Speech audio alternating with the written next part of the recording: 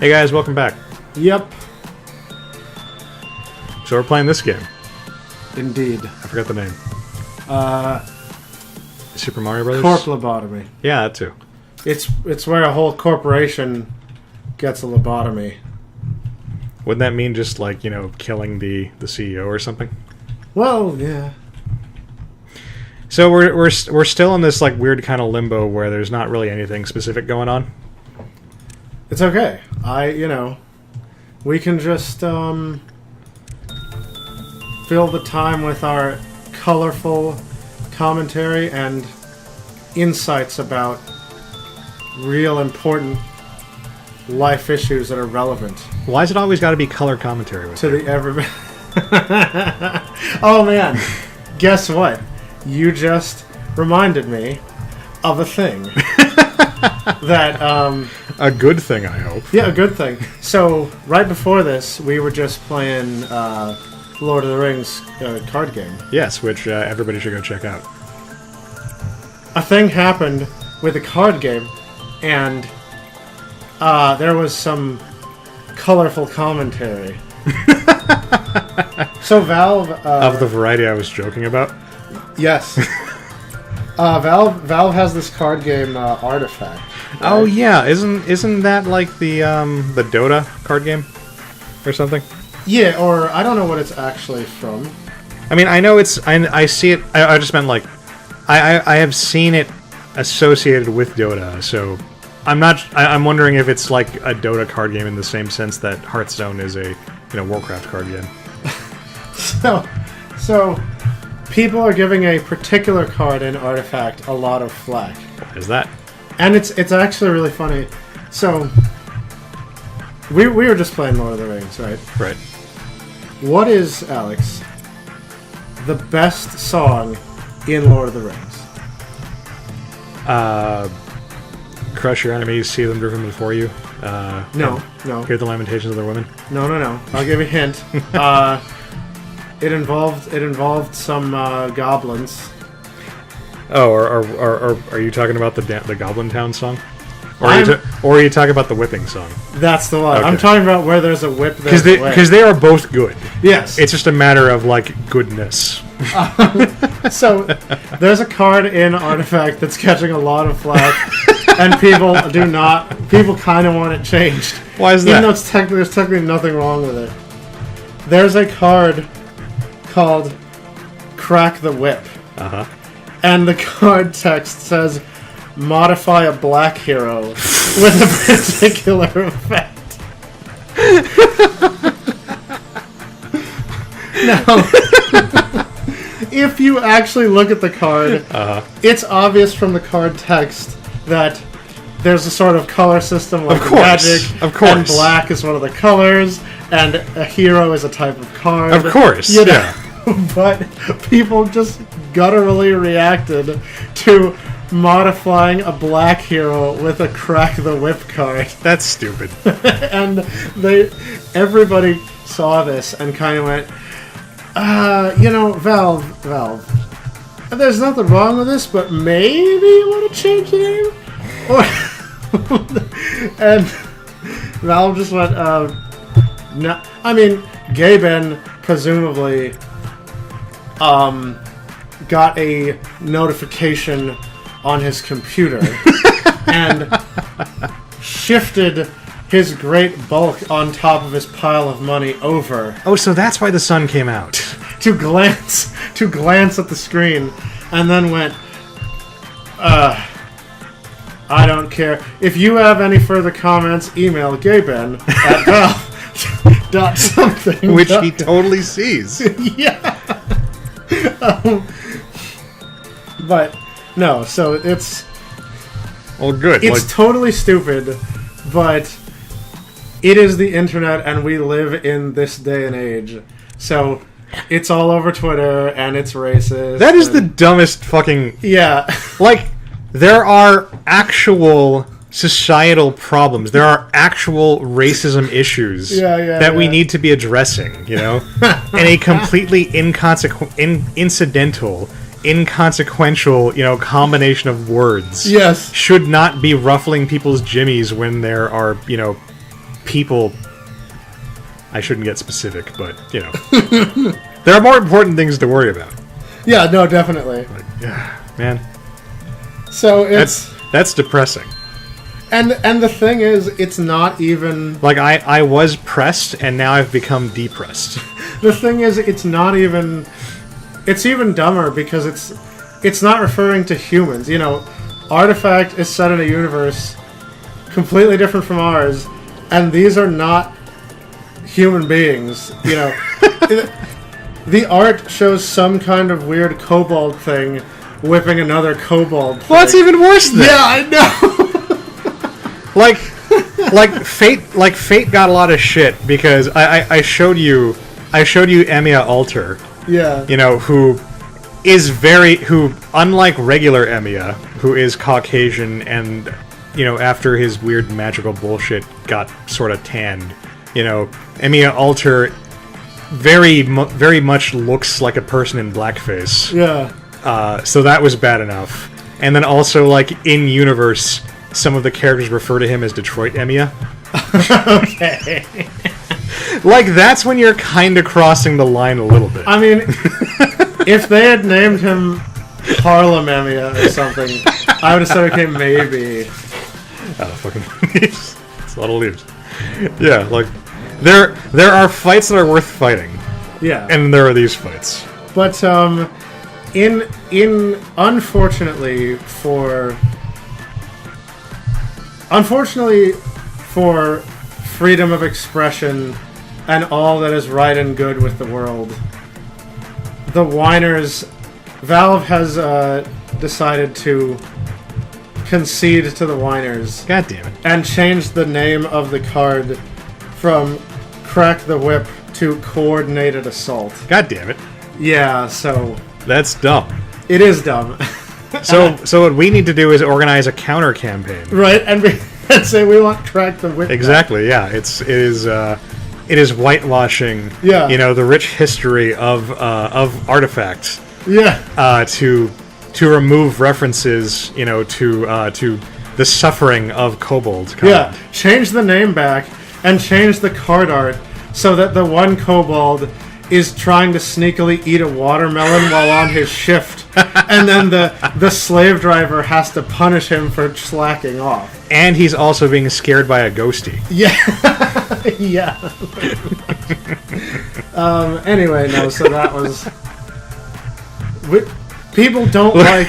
Look how fucking determined this guy is. He's like Robert Downey Jr. Sherlock Holmes. I was gonna say he's with like his pipe. I was gonna say he's like Popeye. He's marching down the hall, and right before he goes to shoot this thing, it cuts to slow motion, and he goes, "Enter the chamber. Load the weapon. The Jack in the Box will notice my presence, but will not deem me a threat. Sneak up to him."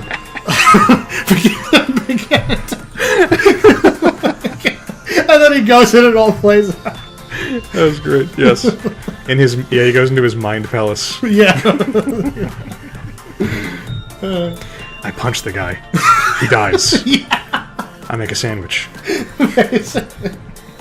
Anyway, yeah, no. So the takeaway is, your people don't like colorful commentary, so we should rephrase that. Fuck those people. There's a, you know what else happened though? What's that? Different gaming news, and this one's a bit esoteric. Esoteric? Gaming Yeah. isn't a food, Evan. Indeed. Some dude at Ubisoft got real philosophical. Oh boy, I sure love hearing about Ubisoft with their multicultural, omni-lifestyle, varied group of staff and programmers who are only, you know, telling stories that are not pertaining to any particular, you know, ethnocentric group. There was... Or however the hell their giant ass... Increasing in length with every game. Yeah. Like preface for every Assassin's Creed game goes. Something like that. So I don't know specifically within Ubisoft who Sergei Haskoet is, or if I'm Well, he's that guy. pronouncing his name right. He's that guy, Sergey. Sergey, if you're listening and I butchered your name, I'm sorry. But a gent by the name of Sergei Haskoet was interviewed recently for some reason that I don't know why. But he went on a sort of interesting philosophical journey about the gaming industry.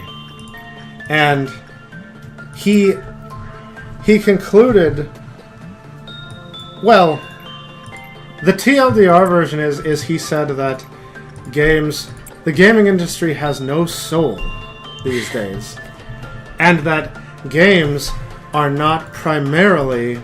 The purpose of games is not primarily entertainment, but learning.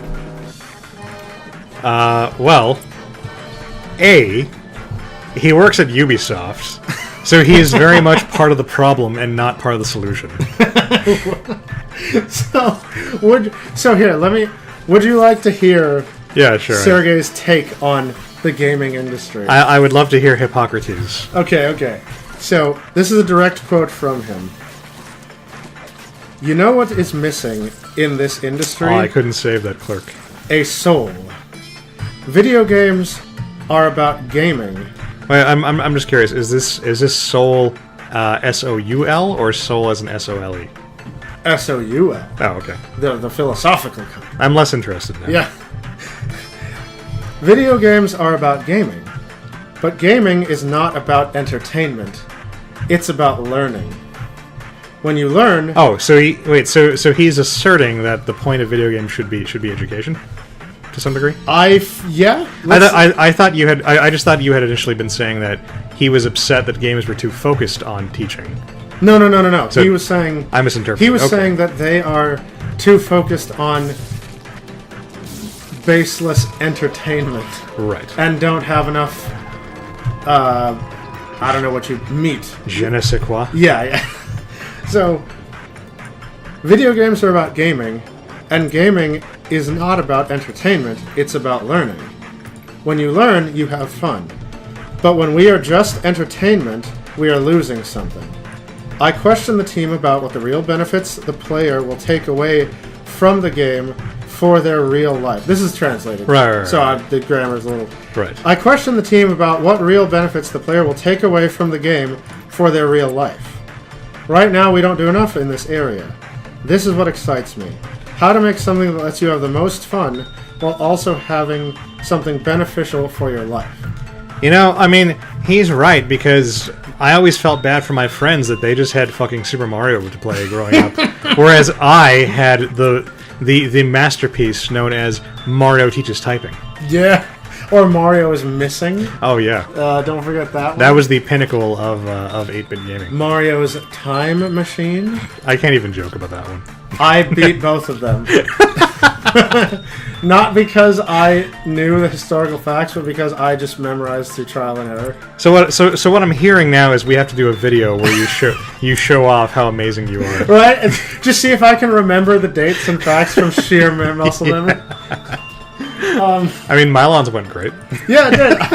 I kind of want to try Mylons again now. You can play Mylons. I enjoyed the I went back and watched that video. Oh yeah. For fun the other day. I enjoyed it that much.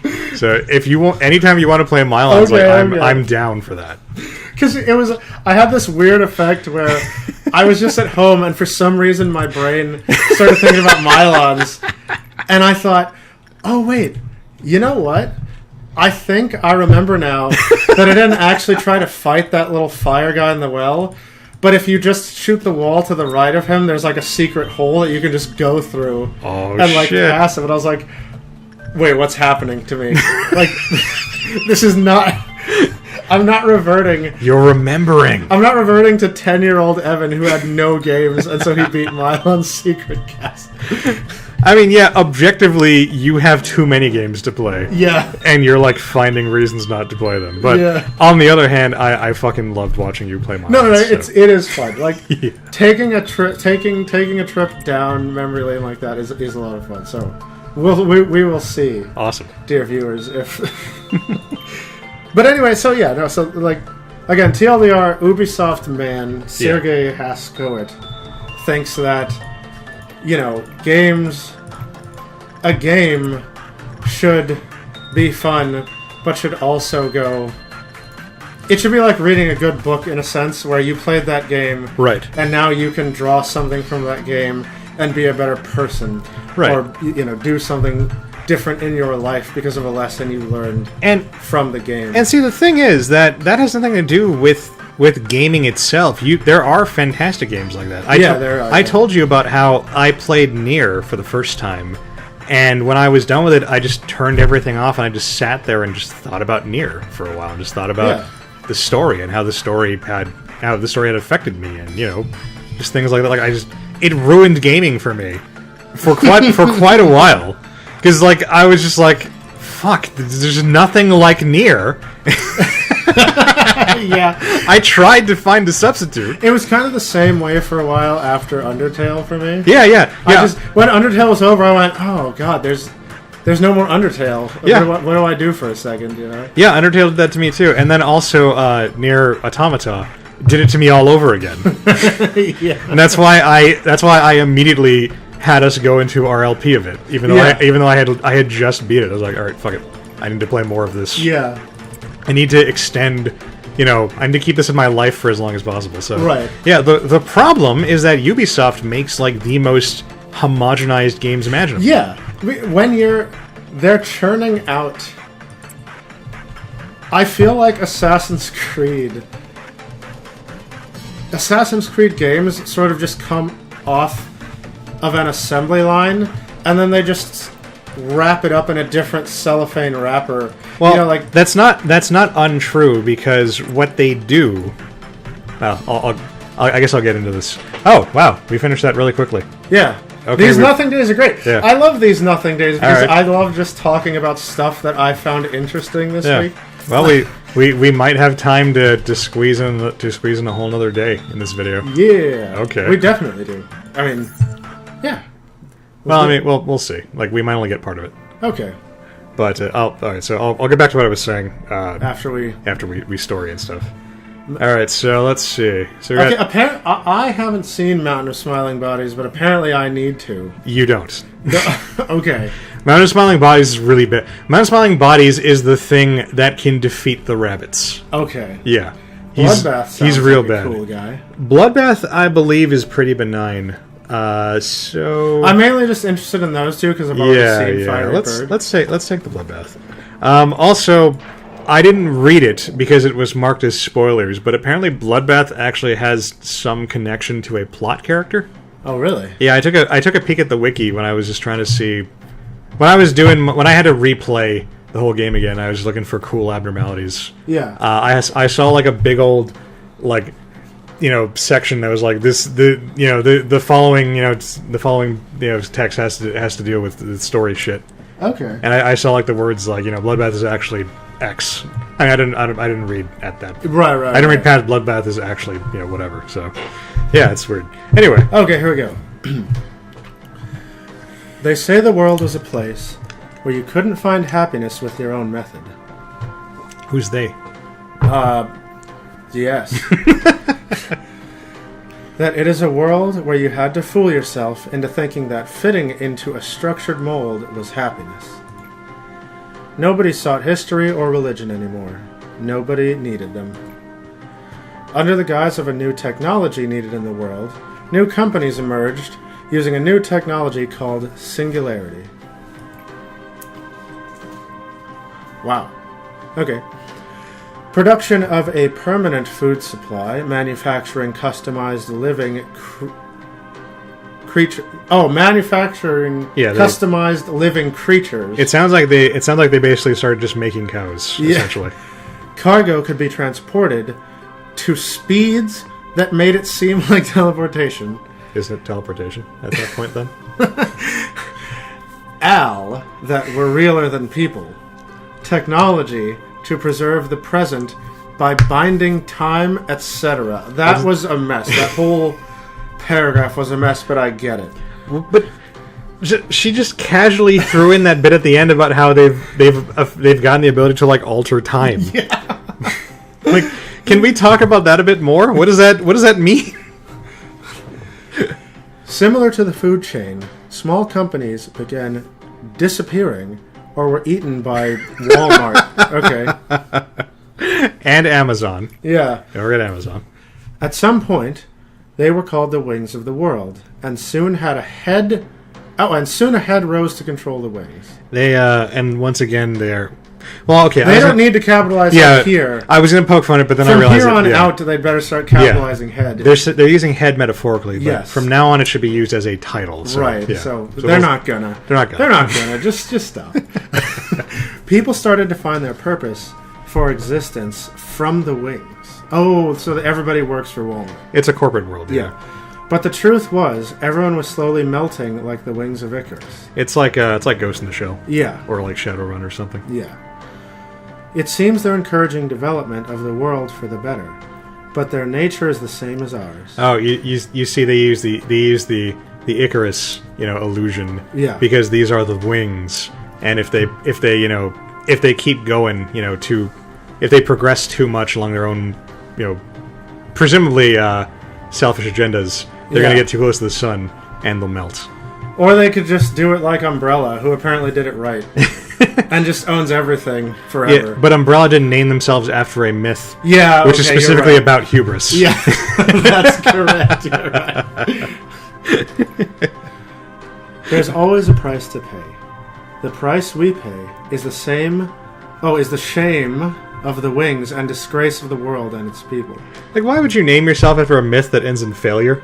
Yeah, well, which is the myth which is associated with the very concept. Yeah, it's like how there's a company actually called Midas, and it's like, did you not read how Midas ended? Lobotomy's rival energy corporations aren't that different from us. Who knows? Maybe they really are earning energy from hell, as the rumors say. For mankind, the instinct of life and death coexists. Is death an instinct? I mean, I guess in the sense that you die when you are killed. I'm sure that life and death there can be just substituted for survival. Survival is certainly an instinct. Yeah. Wings were only guided... Wait, what? I'm sorry. You added words to make it more coherent. I need to stop. Okay. Wings only guided our instinct of life. Damn it. Those are words. But if one instinct dominated too much, the other instinct would begin to make its move slowly and unknowingly from the depths. This is kind of like whenever an anime character starts going on about justice, because it presumably makes more sense, whatever their psychological bullshit is, in the original Japanese. Yeah. But in English, there are only the words don't quite match, so you just have people rambling about this is my justice. She's getting into Bina territory here, and I kind of don't like it. And soon a world where everyone wants to return to nothing will arrive. Okay, so is this Evangelion? Apparently. Okay. Into the stillness of silence before mankind was born. That was the... No, mankind was clearly goo. I mean, everybody knows we were all goo. She who loved sunshine wanted to give hope to mankind, but failed. When the hand that only wanted to embrace with warmth was ruthlessly cut off, you clutched the void and saw the crack between the boundaries that were never shown to the others. She's in full-on Bina zone right now. No, because she's not talking about, the fucking, well water. Okay. Left alone, you decided to instill possibilities to all mankind. Hope and despair are intertwined in that possibility, making it impossible for anyone to know the answer. If all repressed things can be extracted from the earth, you talked to yourself. No, okay, hang on. Sorry, let me do it again. If all repressed things can be extracted from the earth, she said thoughtfully, and then trailed off. Looks at you. You talked to yourself. That was clearly, those were two separate thoughts. She thought this thought, trailed off. I muttered something, and she said, "You talked to yourself." Something because if you break this down, Boolean wise, there's no connection between those yes. those clauses. Oh, sorry. In those days, you said you did the Trump, and that like moved the table, whoops, I'm sorry. which made me click. In those days, things happened. Mm-hmm. Many coworkers worried about you and tried to comfort you, but you didn't care or listen to anything. But I guess you still needed your coworkers at some point. Seeing as you were the one who locked them in here, barely holding on to the husks of their dead bodies. Wow. Okay. Legit. Sure. Alright. You know what? I thought we were going to have time for another day, but that was so difficult to read. That was a lot of story, too. Yeah. Apologies. I didn't do it best. Evan got your hopes up. Yeah. Shame on him. Shame. Alright, so we will see you guys in the next video. Yes, next day, next time. If this ever finishes syncing up. Well, they assigned the TT2 component. Same lobotomy time, same lobotomy channel. Same lobotomy corp. Late. Lates.